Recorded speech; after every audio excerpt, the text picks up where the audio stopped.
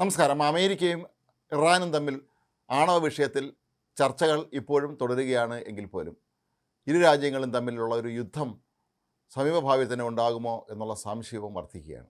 രണ്ട് രാജ്യങ്ങളുടെയും പ്രതിനിധികൾ ആദ്യഘട്ടം ചർച്ച നടത്തി കഴിഞ്ഞു എങ്കിൽ പോലും ഇപ്പോഴും കൃത്യമായൊരു തീരുമാനത്തിലെത്താൻ ആയിട്ടില്ല.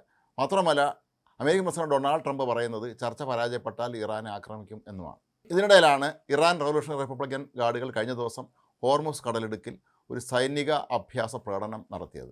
അത് ഇറാൻ്റെ ശക്തി ലോകത്തെ അറിയിക്കുക എന്നുള്ള ഉദ്ദേശത്തോട് തന്നെ ആയിരിക്കാം ചെയ്തത് എന്ന് വേണം കരുതാൻ. അതിനിടയിലാണ് അമേരിക്ക വലിയ തോതിൽ അവരുടെ കപ്പലുകളും അതുപോലെ യുദ്ധവിമാനങ്ങളും എല്ലാം ഈ മേഖലയിലേക്ക് ഇപ്പോൾ അയച്ചുകൊണ്ടിരിക്കുന്നത്. ഏതായാലും നാളെ വലിയൊരു സംഭവം നടക്കുകയാണ്. നാളെ റഷ്യയും ഇറാനും സംയുക്തമായി ഒരു നാവിക അഭ്യാസ പ്രകടനം നടത്തുകയാണ്. ഒമാൻ കടലിലും വടക്കൻ ഇന്ത്യൻ മഹാസമുദ്രത്തിലും ആണ് ഈ ഇരു രാജ്യങ്ങളും തമ്മിലുള്ള സൈനികാഭ്യാസ പ്രകടനം, നാവികാഭ്യാസ പ്രകടനം നടക്കുന്നത്. ഇവിടെ നമ്മൾ ശ്രദ്ധിക്കേണ്ടുന്ന വളരെ പ്രധാനപ്പെട്ട ഒരു കാര്യമുള്ളത്, ഇതൊരു പക്ഷേ അമേരിക്കയ്ക്ക് പ്രകോപനം ഉണ്ടാക്കാനാണോ ഇത് ചെയ്യുന്നതെന്ന് പോലും സംശയിക്കേണ്ടി വരും. കാരണം അമേരിക്കയുടെ ഏറ്റവും പ്രധാനപ്പെട്ട പടക്കപ്പലുകളൊന്നായ USS എബ്രഹാം ലിങ്കൺ ഇപ്പോൾ നങ്കൂരമിട്ടിരിക്കുന്നത് ഈ സൈനികാഭ്യാസ പ്രകടനം അല്ലെങ്കിൽ നാവികാഭ്യാസ പ്രകടനം നടക്കുന്ന ആ മേഖലയിലാണ്.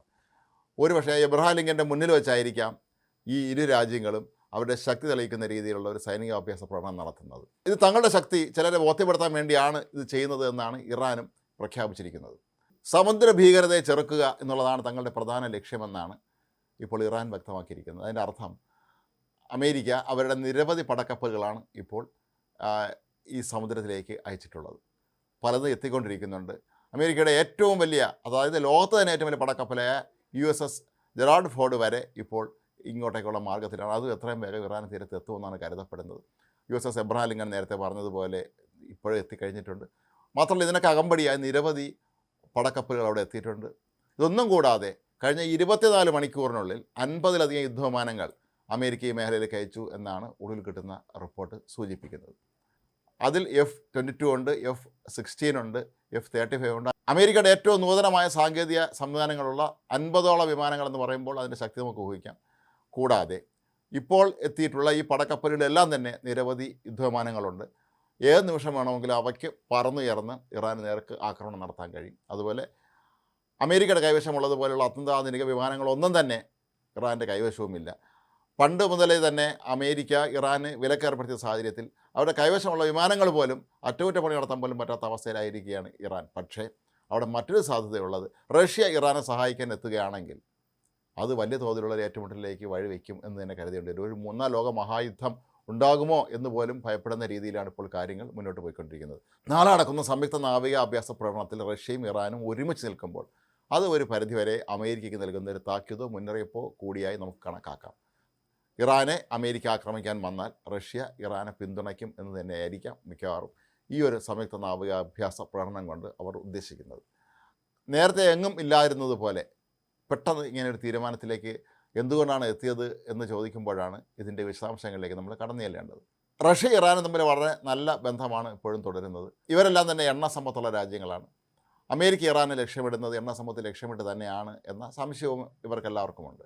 അപ്പോൾ അതിനിടയിലാണ് ഇത്തരത്തിലുള്ള വലിയ തോതിലുള്ള സൈനിക നീക്കം അമേരിക്ക നടത്തുന്നത്.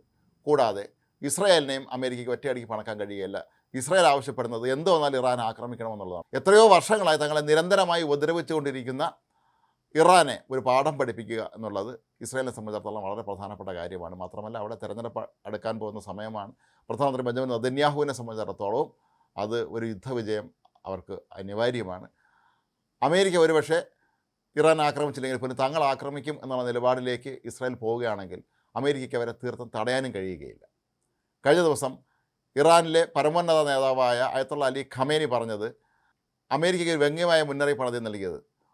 വലിയ പടക്കപ്പലുകൾ വലിയ അപകട ഭീഷണി തന്നെയാണ് ഉയർത്തുന്നത്, പക്ഷേ അവയെ മുക്കിക്കളയാൻ ശേഷിയുള്ള മറ്റു ചില കാര്യങ്ങളുണ്ട്, അത് ഈ കപ്പലുകളെക്കാളും വലിയ അപകടം പിടിച്ചതാണെന്നാണ്. അതായത് ഇങ്ങോട്ട് പടക്കപ്പലുകളുമായി എത്തിയാൽ ഇതിനെ മുക്കിക്കളയാനുള്ള സംവിധാനം ഇറാൻ്റെ കൈവശമുണ്ട് എന്ന് തന്നെയാണ് ഖമേനി അർത്ഥസംഖ്യക്കിടയില്ലാതെ വ്യക്തമാക്കിയത്.